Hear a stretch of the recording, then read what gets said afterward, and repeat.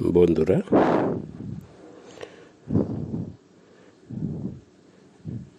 মৌসুমী দ্বীপের নদীর পাড়ের চড়া সাদা বালি,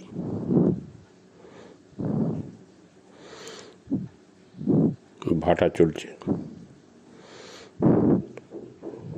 জল এখন বহু দূরে।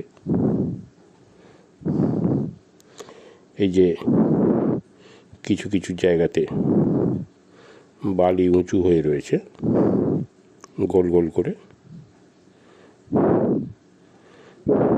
একটু লক্ষ্য করে দেখলে দেখা যাবে এখানে ছোট ছোট গর্ত আছে।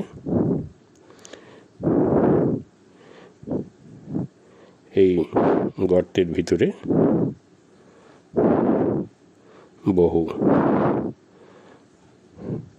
সাদা সাদা ছোট ছোট কাঁকড়া আছে। সামান্য পায়ের শব্দ হলেই ওরা দ্রুত গতিতে ছুটে এসে এই গর্তের ভেতরে ঢুকে পড়ে। এই যে দেখছেন একটা কাঁকড়া যাচ্ছে, আমরা ক্যামেরায় ধরার চেষ্টা করেছি।